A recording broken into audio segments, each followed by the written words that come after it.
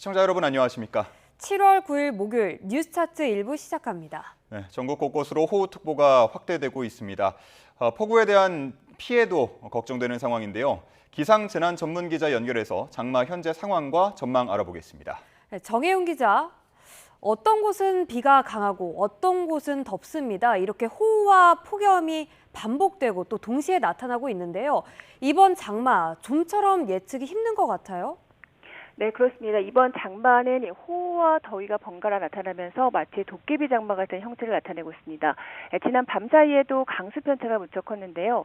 강원도 평창과 전남 담양에서는 시간당 70mm에 달하는 극한 호우가 내리면서 호우 긴급 재난 문자가 발송된 반면 서울에서는 비가 거의 내리지 않고 후텁지근한 날씨만 이어졌습니다. 또 한두 시간 전부터는 충청과 호남 지역으로 강한 비가 이어지면서 호우가 비상인데요. 먼저 기상청의 방재 기상 플랫폼으로 비구름 모습부터 살펴보겠습니다. 네, 지금 보시는 화면은 레이더 화면입니다. 수도권과 강원도에 영향을 줬던 비구름은 현재 약화했고요.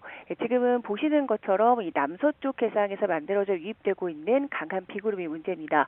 이 보라색으로 보이는 이 비구름은 시간당 50mm 이상의 비를 가진 구름인데 현재 이렇게 전남 북부 지역에서 전북 지역 그리고 충청도까지 이동을 하고 있는 모습입니다. 이렇다 보니 이 호우특보 지역도 전북 지역에서 충청도까지 점차 확대를 하고 있는 모습인데요. 지금 보시면 호남 지역을 중심으로 담양과 임실 지역에 호우 경보가 내려져 있고요. 호우특보가 충청 지역까지 조금 더 확대를 했습니다.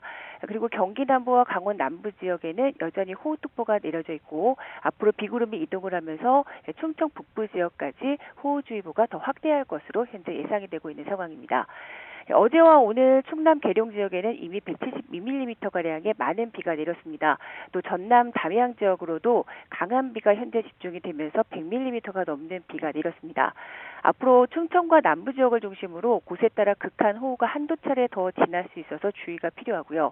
수도권으로도 내일까지 150mm 이상의 비가 더 예보가 됐는데 이 지역은 오늘 밤사이 정체 전선이 북쪽으로 더 이동할 것으로 보이기 때문에 내일 아침까지 중북부 지역에 다소 강한 비를 뿌릴 수 있어서 주의가 필요한 상황입니다. 네, 이번 장마 지각장마에 폭염장마까지라는 말까지 나오던데 폭염특보 외에도 열대야주의보가 내려진 곳도 있다고요? 네, 그렇습니다. 어제 오후 기상청이 경산과 칠곡, 의성 등 경북 지역에 열대야주의보를 발령했습니다. 이 제도는 기후위기에 맞춰서 기상청에서 올여름 처음 도입한 특보인데요. 이 폭염특보가 발령된 곳에서 밤사이 최저기온이 25도를 웃돌면서 극한의 더위로 피해가 우려될 때 발령됩니다. 또 특보가 내려지진 않았지만 서울 역시 현재 습도가 높아서 현재 기온이 24.3도, 또 체감 온도는 27도를 웃돌고 있습니다. 열대야의 버금가는 밤 더위가 나타나고 있기 때문에 건강 관리에도 각별한 주의가 필요합니다. 지금까지 과학기상부에서 YTN 정혜윤입니다. 중부지방을 중심으로 많은 비가 내리면서 시설 피해가 45건 발생한 것으로 집계됐습니다. 중앙재난안전대책본부는 어제 오후 11시 기준 집중호우로 인명피해는 없었지만 전국 곳곳에서 시설 피해가 잇따랐다고 밝혔습니다. 나무가 쓰러진 게 17건으로 가장 많았고 도로 침수 7건, 맨홀 배수 불량 4건, 지하공간 침수 2건, 가로등 전도 1건 등이었습니다. 또 비를 피해 충북 지역에서 28명, 충남에서는 106명, 경북에서도 6명 등 주민 모두 140명이 임시 대피한 것으로 파악됐습니다. 이번 장마로 호우특보가 내려졌던 충청권에서는 오토바이가 빗길에 미끄러지면서 운전자 1명이 숨지는 등 빗길 사고가 이어졌습니다. 나무가 부러져 도로를 덮치거나 하수가 역류하는 침수 피해도 잇따랐습니다. 김기수 기자입니다. 도로 바닥에 작은 파편들이 흩어져 있습니다. 폭우가 쏟아지던 오후 충북 충주에서 배달 오토바이가 빗길에 미끄러지며 중앙 분리대에 부딪힌 겁니다. 이 사고로 30대 운전자가 숨졌습니다. 도로 옆에 열린 맨홀리로 물이 쉴 새 없이 솟구칩니다. 청주에서는 하루 70mm가 넘는 비가 쏟아지면서 하수가 역류해 도로 일부가 잠겼습니다. 산에서 흘러내린 흙탕물로 도로 한 차로는 저수지처럼 변했고 강한 비바람에 넘어진 나무 한 그루는 도로를 완전히 막았습니다. 비가 내리면서 관내 곳곳에서 도로 침수 및 산사태 등 피해 신고가 잇따르고 있는데요. 저희 대원들이 출동해서 국민들의 안전을 확보하기 위해 최선을 다하고 있습니다. 충남에서도 비 피해가 잇따랐습니다. 왕복 2차로의 굴다리가 흙탕물로 가득 찼고 전신주가 비바람을 견디지 못하고 한쪽으로 기울어지면서 도로가 통제되기도 했습니다. 세종시에서도 인근 공사장에서 토사가 쏟아져 내리면서 도로를 덮쳐 한때 교통이 통제됐습니다. 비가 집중된 오후 시간 고속도로 곳곳에서는 크고 작은 사고가 발생했습니다. 순천 완주고속도로 관촌휴게소 부근에선 휴게소로 들어가던 승용차가 빗길에 미끄러졌고 호남고속도로 논산나들목 부근에서도 빗길 사고로 승용차 운전자가 다쳐 병원으로 옮겨졌습니다. 충청권에서 쏟아진 많은 비로 금강 동성교 논산천엔 홍수주의보가 내려져 인근 지역의 긴장감이 높아지기도 했습니다. YTN 김기수입니다. 갈수록 호우 강도가 세지자 피해를 줄이기 위해 올해부터는 호우 긴급재난 문자 기준이 강화됐는데요. 특히 시간당 100mm가 넘는 재난성 호우일 때는 추가로 긴급 문자가 발송됩니다. 휴대전화에서 삐 하고 경보음이 울린다면 물가나 지하에서는 즉시 대피해야 합니다. 황윤태 기자입니다. 하늘에 구멍이 난 듯 거센 폭우가 쏟아집니다. 도로는 순식간에 거대한 강으로 변하고 차들은 물에 잠겨버렸습니다. 짧은 시간에 엄청난 양의 비가 집중되는 극한 폭우의 현장입니다. 지난 2023년 수도권 시범 운영을 시작으로 전국으로 확대한 기상청 호우 긴급 재난 문자. 인명피해를 줄이기 위해 발송 기준이 한층 더 촘촘해졌습니다. 기존에는 1시간에 50mm이면서 3시간에 90mm 이상 비가 내릴 때 혹은 1시간에 72mm 이상 쏟아질 때 발송됐는데 이제는 1시간에 85mm 이상이면서 15분 동안 25mm 이상 기습폭우가 쏟아지거나 혹은 1시간에 100mm 넘는 엄청난 폭우라면 즉시 재난성 호우 긴급 문자가 추가 발송되는 겁니다. 찰나의 순간 생명을 구하는 골든타임을 앞당기자는 취지입니다. 전문가들은 재난 문자가 단순한 안내가 아닌 생존을 위한 명령이라고 설명합니다. 시간당 100mm가 넘는 이런 극한 호우는 더 이상 이례적인 일이 아닙니다. 다시 말해서 기후위기가 이제 일상이 됐다는 얘기가 되겠고요. 기상청에서 직접 보내는 호우 긴급 재난 문자는 기상정보 차원으로 이야기보다는 지금 당장 대피하라는 우리 시민의 생명이나 안전을 위해서 대피하라는 강력한 행동 신호로 받아들이는 게 맞습니다. 집중호우가 시작되면 무엇보다 위험 지역에서 신속히 벗어나는 것이 가장 중요합니다. 물이 순식간에 불어나는 하천가나 산사태 위험 지역, 침수 우려가 높은 반지하 주택과 지하 주차장에서는 빨리 빠져나와 안전한 고지대로 이동해야 합니다. YTN 황윤태입니다.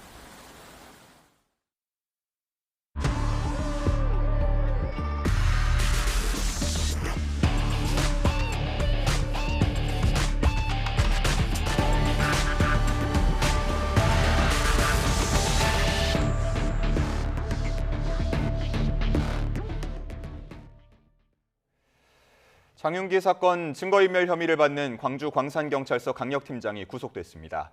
사건 2달이 지나고서야 검찰은 압수수색을 통해 핵심 증거인 케이블 타이를 확보했는데요. 장윤기에 희생된 고 이채원 양의 유가족들은 경찰이 살인마 편이었다며 강하게 규탄했습니다. 나현우 기자입니다. 모자와 마스크로 얼굴을 가리고 수갑을 찬 남성이 검은색 차량에서 내립니다. 취재진의 거듭된 질문에도 아무 말 하지 않고 황급히 법정 내부로 들어가 버립니다. 장윤기 사건 수사를 맡았다가 봐주기 의혹의 중심에 선 광산경찰서 강력팀장은 결국 구속됐습니다. 증거인멸 혐의 인정하십니까? 하실 말씀 있으신가요? 강력팀장은 장윤기가 범행에 사용한 차량 안에 있던 케이블 타이를 확보하지 않은 혐의를 받고 있습니다.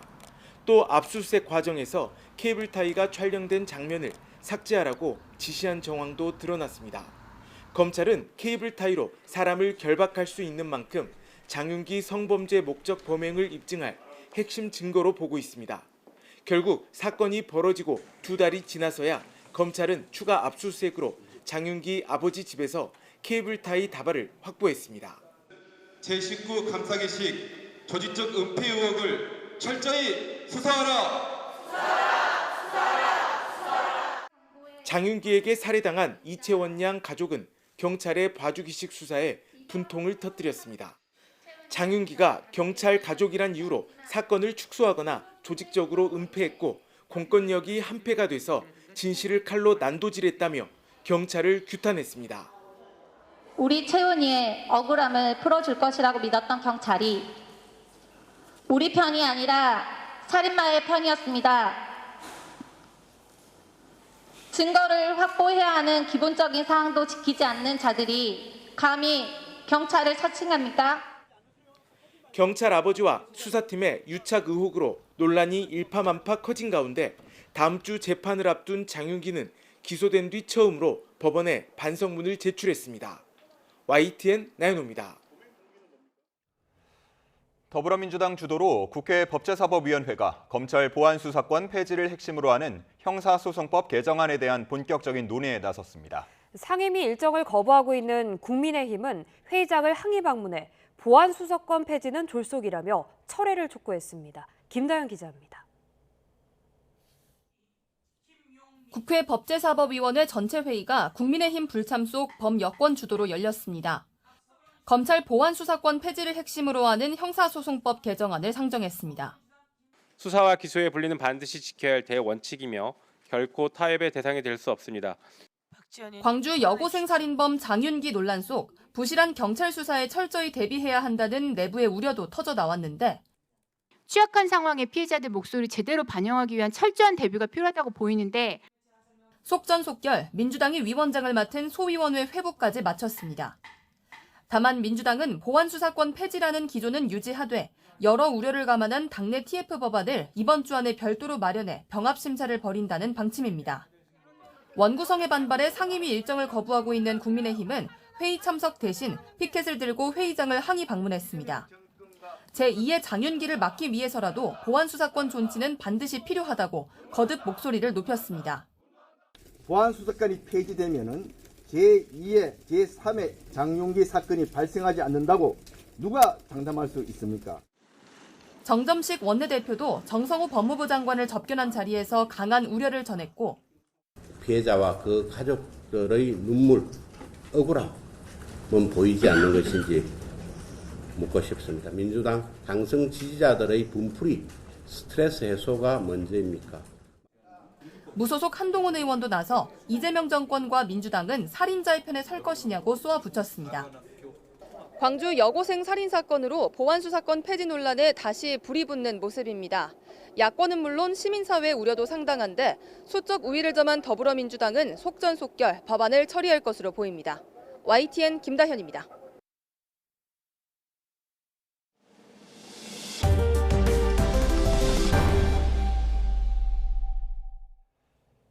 국제통화기금 IMF가 올해 우리 경제 성장률 전망을 3개월 만에 2.6%로 대폭 상향 조정했습니다.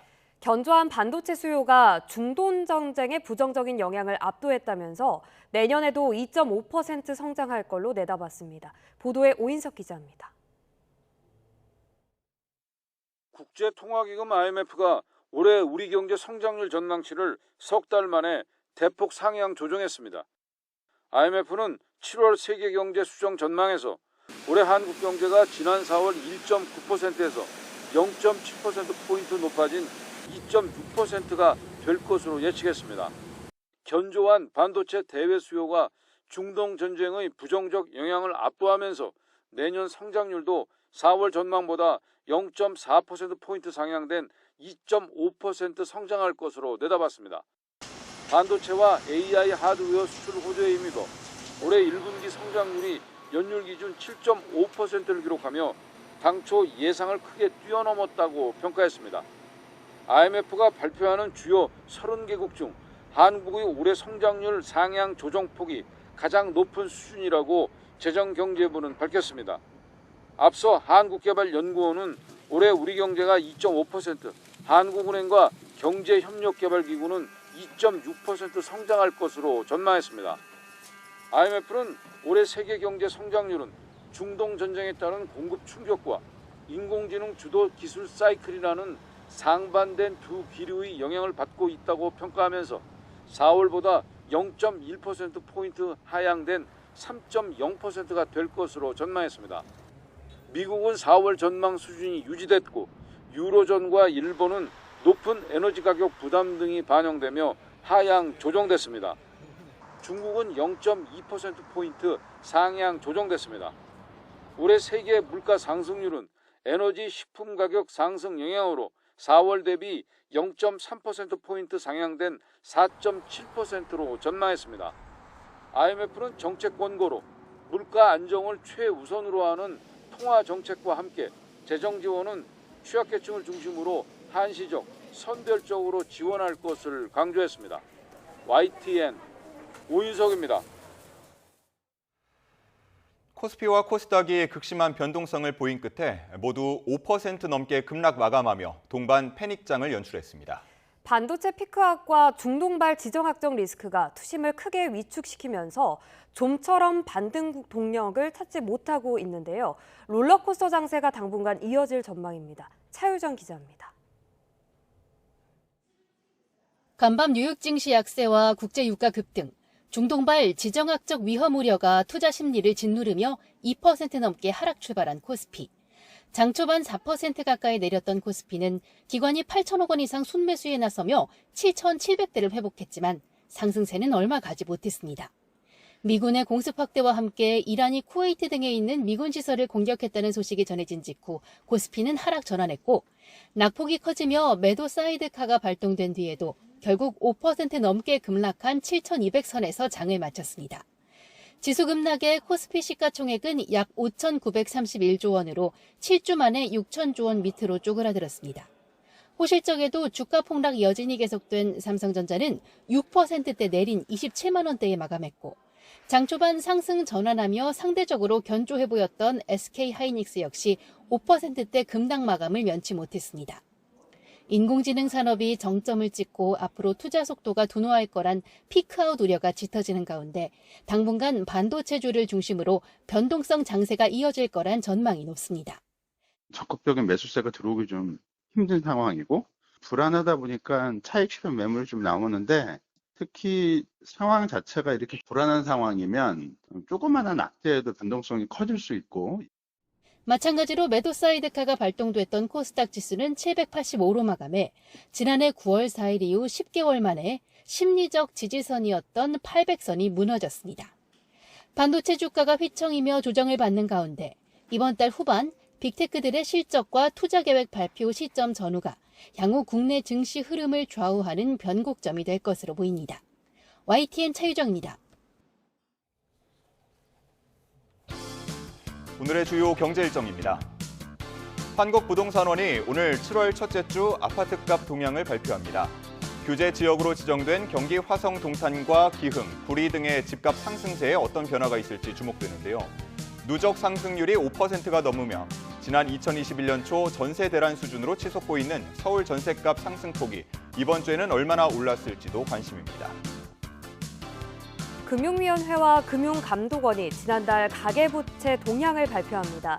지난 5월에는 빚내서 투자하는 이른바 B2 열풍에 가계대출이 9조 3천억 원 증가에 충격을 줬는데요. 6월에는 어떤 흐름을 보였을지 관심입니다.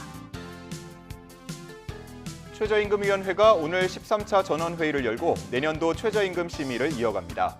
지난 7일 12차 회의에서 노동계는 시간당 11,450원을, 경영계는 1,460원을 수정안으로 제시하면서 격차가 990원까지 좁혀졌습니다. 최근 건강에 좋다는 이유로 캡슐이나 스틱형 올리브유에 대한 관심이 높아지고 있는데요. 한국소비자원이 캡슐 스틱 형태 올리브유 총 14개 제품의 품질과 안정성을 시험평가했습니다. 일부 제품이 온라인몰에 표시된 산도 정보와 실제 제품의 산도가 다른 걸로 나타났는데요. 자세한 정보는 정오에 공개됩니다.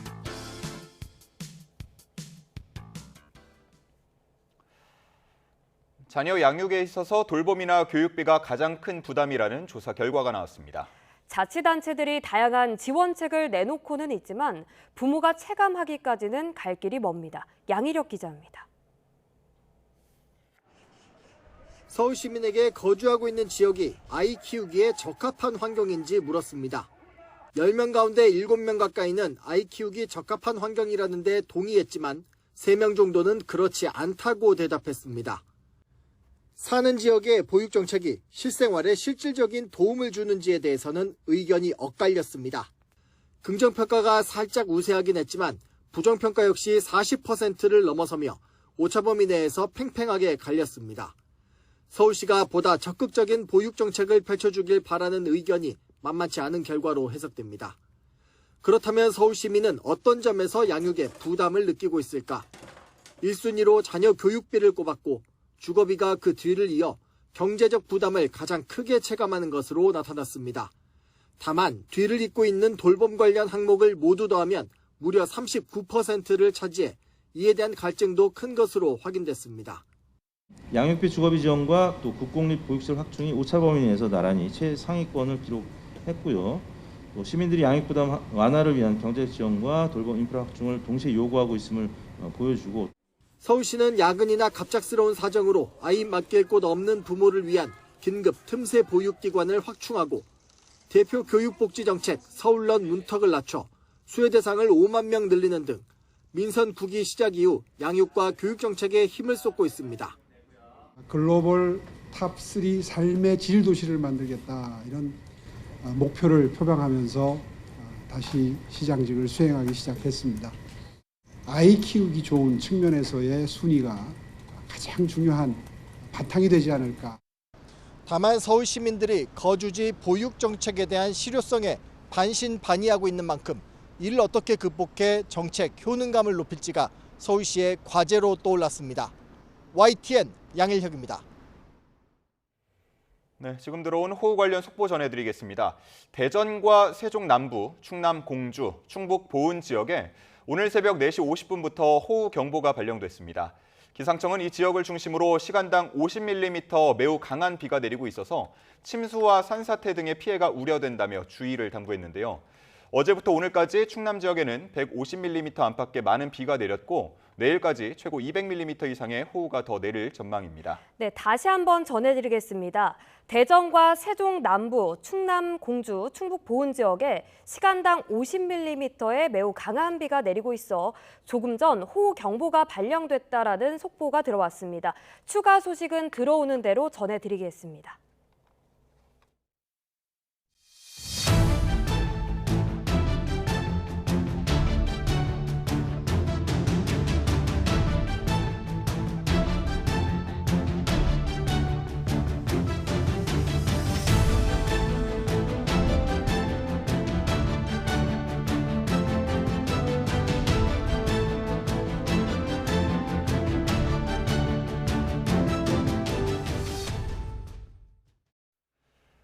호르무즈 해협을 둘러싸고 미국과 이란이 무력 공방을 재개한 가운데 이란은 중동 내 미군 기지를 미사일로 보복 공격하면서 종전 양해각서 위반의 책임은 미국에 있다고 비난했습니다. 그러면서 호르무즈 해협 재봉쇄 카드를 또 꺼내들었습니다. 신웅진 기자의 보도입니다. 이란 국영TV가 현지 시간 8일 방송한 걸프만 내 미군 시설로 미사일을 쏘는 장면입니다. 이란 혁명수비대는 보복 차원에서 바레인과 쿠웨이트에 있는 미군 기지 등 80여 곳을 타격했다고 밝혔습니다. 휴전 협상 대표인 모하마드 바게르 갈리바프 이란 의회 의장은 압박에 절대 굴복하지 않겠다며 종전 양해각서를 위반한 것은 미국이라고 비판했습니다. رئیس مجلس هم با برشمردن موارد نقض تفاهمنامه به وسیله آمریکا از نقض ترتیبات ایرانی در تنگه هرمز، تهدیدهای مداوم به حملات نظامی بیشتر، حمله به مناطق جنوبی ایران، بازگرداندن تحریم‌های نفتی و استمرار تجاوزهای رژیم صهیونیستی به لبنان. 미국의 호르무즈 해협 봉쇄 맞대응도 천명했습니다. 국영 프레스TV는 소식통을 인용해 이란은 추가 공격에 대비해 호르무즈 해협을 다시 봉쇄하고 2배로 보복할 것이라고 전했습니다. 하메네이 전 최고 지도자의 유해는 안장에 앞서 이라크의 시아파 성지인 나자프와 카르발라를 순회했습니다. 미국의 공격에 더욱 격앙된 장례식 참가자들은 반미구호를 외치며 결사항전을 다짐했습니다. ما هم سر تسلیم فرود نخواهیم آورد و با هر ساز اینها نخواهیم رقصید. ما بر مسیر خودمون استقامت خواهیم ورزید. 이란 당국이 지난 2월 28일 하메네이가 생후 14개월 외손녀 등 일가족과 함께 숨진 현장을 처음으로 공개했습니다. 이란은 미국과 이스라엘 공격의 잔혹성을 상기시키기 위해 장례 일정 막바지에 이 영상을 튼 것으로 보입니다. YTN 신웅진입니다. 도널드 트럼프 미국 대통령이 이틀 연속 이란을 다시 공습할 수 있다고 예고했습니다. 그러면서 종전 양해 각서가 끝난 것 같다며 해상 봉쇄를 재개할 수 있다고 경고했습니다. 런던에서 조수연 특파원입니다. 나토 정상회의에 참석 중인 트럼프 미국 대통령이 이란을 향해 이틀 연속 공습을 예고했습니다. 지금까지는 가장 높은 강도로 공습한 게 아니라며 이란의 발전소와 해수 담수화 시설도 표적이 될 수 있음을 시사했습니다. 이란을 상대로 해상 봉쇄를 다시 시행할 수도 있다며 압박 수위를 높였습니다. 트럼프 대통령은 이란이 공격받을 만하다며 하메네이 장례를 치르기 위해 시간을 달라고 해서 줬더니 그 사이 상선들의 미사일을 쏘기 시작했다고 지적했습니다. 이란을 향해 원색적인 비난도 쏟아냈습니다. They're scum, they're sick people, they're led by sick people, and they're vicious, violent people. 트럼프 대통령은 이란과 더 이상 협상하고 싶지 않다며 만약 핵무기를 보유하고 있다면 사용할 사람들이라고 단언했습니다. 그러면서 이란과 체결한 종전 양해각서가 끝난 것 같다고 평가했습니다. 특히 이란이 핵무기 보유 금지에 동의해놓고 딴소리를 하고 있다며 정직하지 못하다고 목소리를 높였습니다. 미 협상대 표단이 이란 측과 계속 대화할 수 있다고 여지를 남기면서도 그들과 거래하는 건 시간 낭비라며 강한 불신을 드러냈습니다. 호르무즈 해협을 둘러싼 미국과 이란의 무력 충돌이 재점화한 뒤 양측이 다시 강대강으로 대치하면서 전운이 고조되고 있습니다. 런던에서 YTN 조수연입니다. 트럼프 대통령은 이란과의 전쟁이 다시 시작될 걸로 생각하지 않는다고 밝혔습니다. 트럼프 대통령은 현지 시간 8일 북대서양 조약기구 정상회의가 열린 튀르키예에서 기자회견을 열고 이같이 말했습니다. 그러면서 이란에 대한 공격은 빠르게 진행될 것이라며 이날 밤 추가 공격 가능성을 거듭 언급하면서도 장기간이 되지는 않을 것이라고 덧붙였습니다. 7월 임시국회가 국민의힘의 보이콧으로 사실상 반쪽 국회로 운영 중인 가운데 오늘 본회의가 열릴지 주목됩니다. 더불어민주당은 별다른 쟁점이 없는 민생 법안 50여 건을 처리해야 한다며 오늘 본회의 개의를 강력히 요구하고 있습니다. 반면 국민의힘은 민주당 주도의 원구성에 반발해 상임위 활동을 비롯한 국회 일정에 일절 참여하지 않고 있습니다.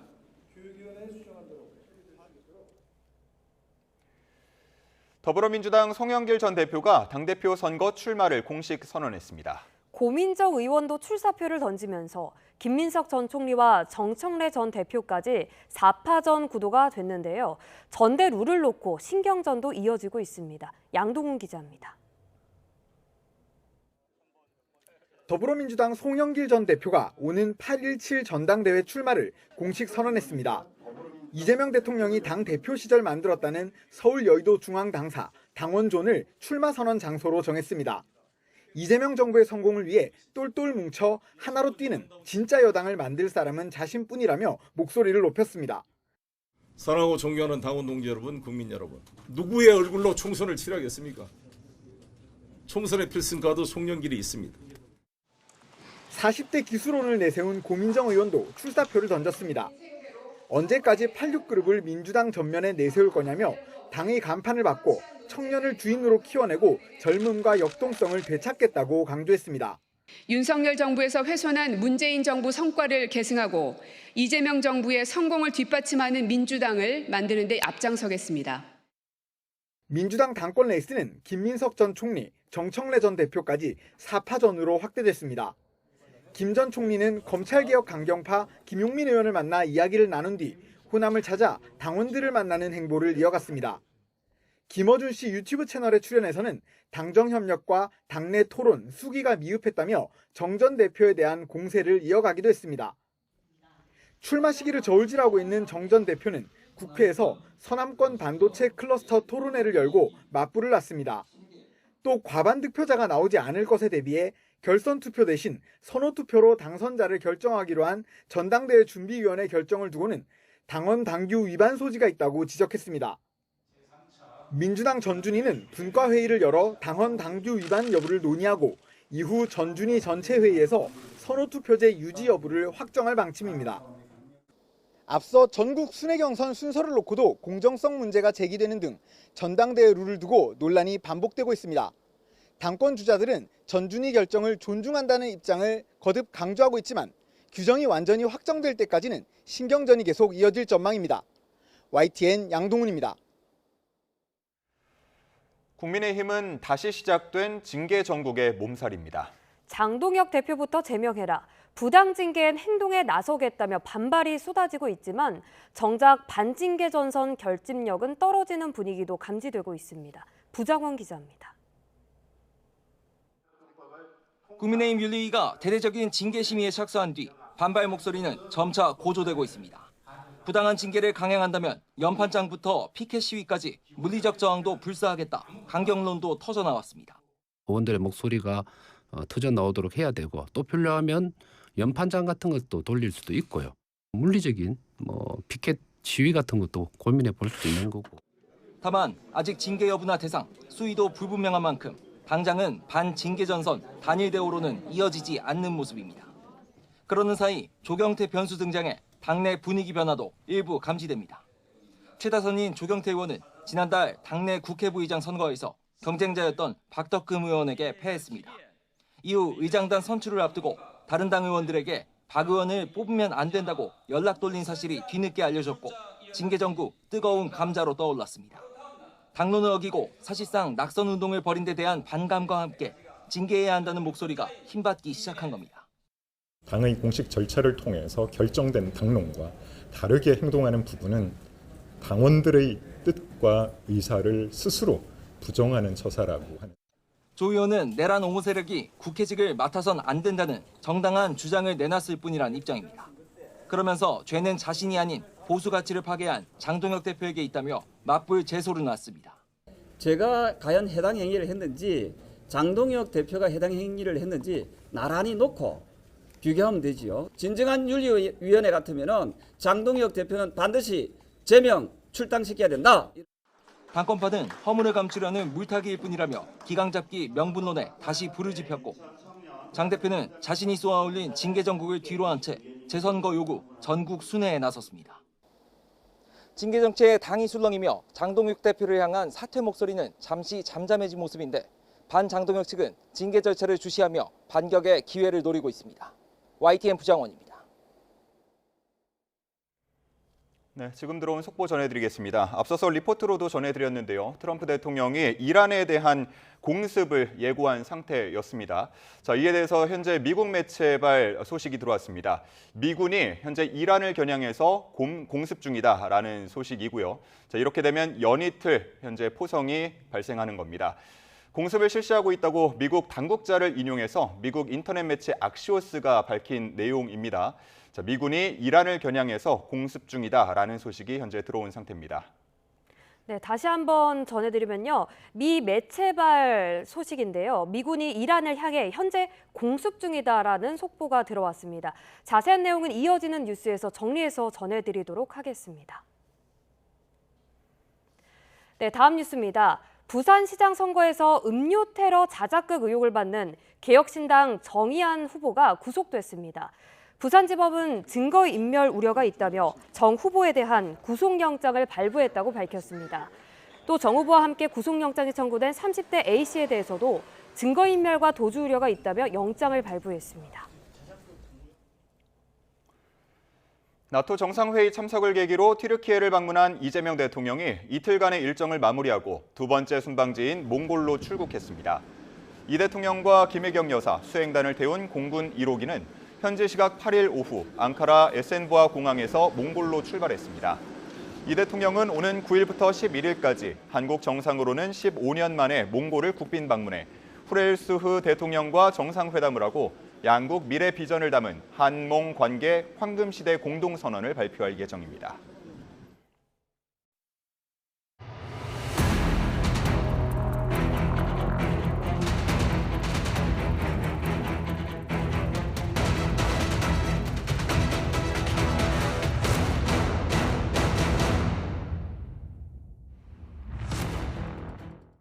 오늘 윤석열 전 대통령의 체포방해 혐의 사건 상고심 판단이 나옵니다.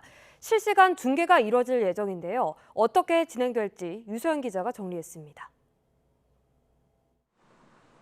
대법원이 오늘 윤석열 전 대통령의 체포방해 혐의 사건 최종 판단을 내립니다. 오후 2시 1호 법정에서 선고기일이 진행됩니다. 12.3 비상계엄 사태 1년 7개월 만에 나오는 윤 전 대통령의 계엄 관련 혐의에 대한 첫 대법원 결론입니다. 선고 이틀 전 중계 허가가 내려졌는데 대법원 소부 역사상 최초입니다. 법정 촬영은 법원 자체 장비로 이루어지고 대법관들이 착석한 뒤부터 방송사로 송출됩니다. 당일 법정에는 대법원 3부 전원이 아닌 3명의 대법관만 입정할 예정입니다. 소부는 본래 4명의 대법관이 심리를 진행하지만 윤 전 대통령의 법대 후배인 오석준 대법관이 공정성에 대한 오해 우려로 이 재판을 회피했기 때문입니다. 이번 사건 재판장은 이흥구 대법관, 주심은 이수견 대법관입니다.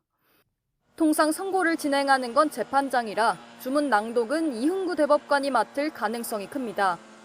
대법원 소부 선고는 주문만 이루어지는 경우가 상당수지만 사상 첫 생중계인 만큼 재판부가 법정에서 이유 낭독까지 진행할 것이란 전망도 나옵니다. YTN 유서연입니다. 이어서 주요 사건 사고 소식입니다.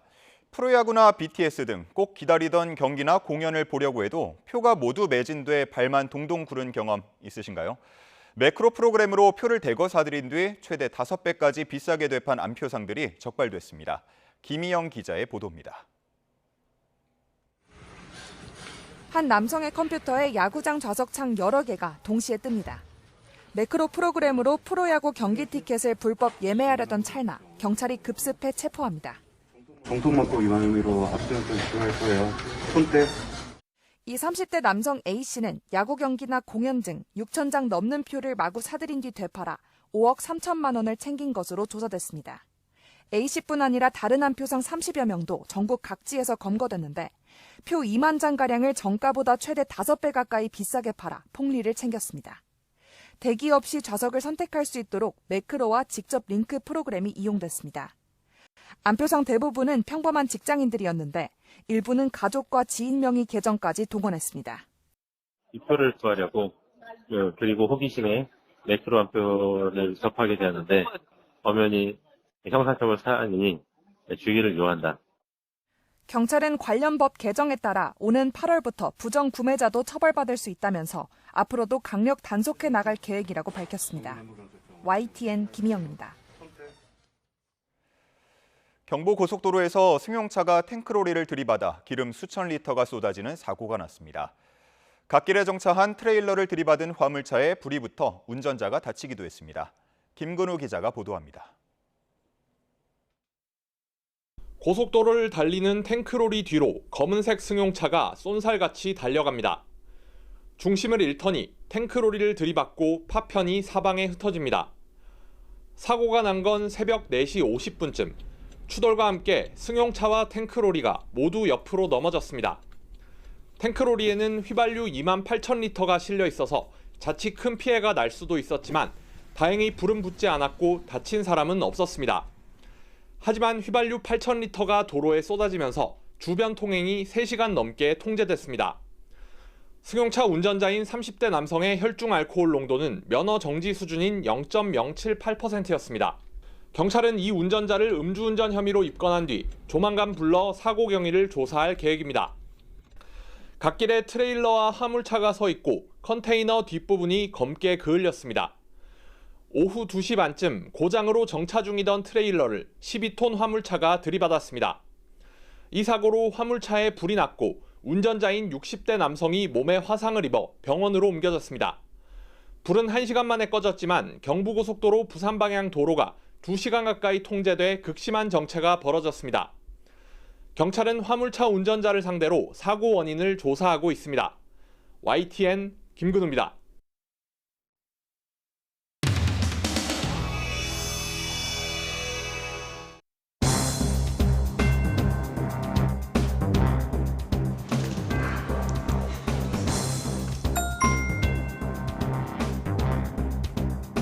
걱정하는 마음으로 지켜보고 있습니다. 진심이 아니실 걸로 믿습니다. 이게 드라마가 재밌어야 보지. 재밌어서 보는 경우가 하나 있고 또 하나는 막장 드라마도 인기가 좋잖아. 근데 그거는 굉장히 보는 사람 한정돼 있지. 이게 무슨 막장 드라마 보는 거. 막장 드라마 보는 거. 나는 막장 드라마 잘 안 봐. 당이 전반적으로 건강해 보이지가 않아요. 중병이 걸려있는 환자라고 치면 종합병원에 가서 과학적인 진단을 받고 치료를 해야 되는데 석탄 피워놓고 민간요법에 의지하는 듯한 느낌?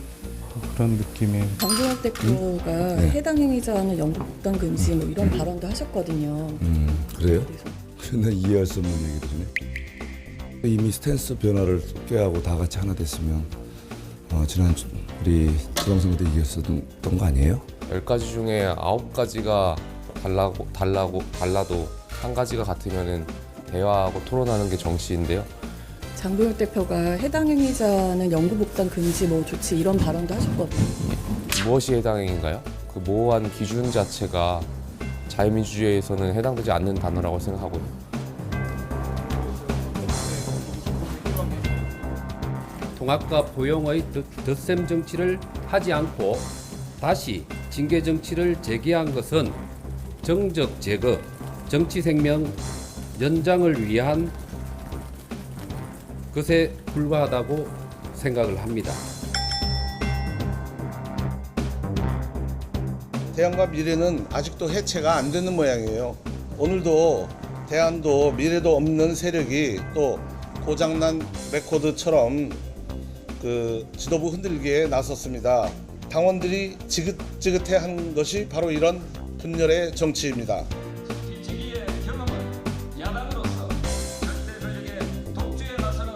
정상적 사고를 가진 사람이라면은 보통 못할 일인데 그분은 뭐 제가 보기에는 평범한 사람 같지가 않아가지고 뭐 평범하지 않은 사람이 평범하지 않은 얘기를 한 것에 대해서 대꾸할 가치조차도 없는 것 같아요. 방송만 아니면 좀 더 격하게 얘기하겠지만 그래도 우리가 점잖은 체면에 그죠?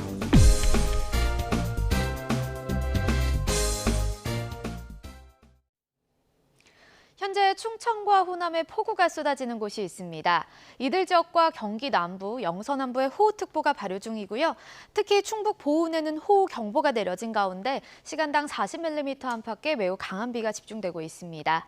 오늘 밤까지 충청과 호남 지방에 최고 200mm 이상, 수도권과 강원도는 내일 오전까지 최고 120에서 150mm 이상의 큰 비가 더 내리겠습니다.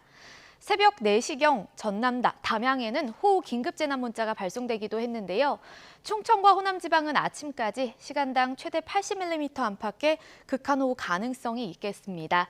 교통사고나 저지대 침수 등 피해 없도록 주의하시기 바랍니다. 또 강원과 충청, 호남과 경북은 산사태 위기경보 경계 단계로 격상돼 긴장을 늦추시면 안 되겠습니다. 한편 경북 일부 지역에 첫 열대야주의보가 내려졌습니다. 현재 경산의 기온 27.6도, 서울 24.3도를 보이고 있습니다. 한낮에는 서울 27도, 대구 33도까지 크게 오르겠습니다. 날씨였습니다. 이상으로 뉴스타트 1부 마칩니다. 잠시 후 2부가 이어집니다. 시청해주신 여러분 고맙습니다.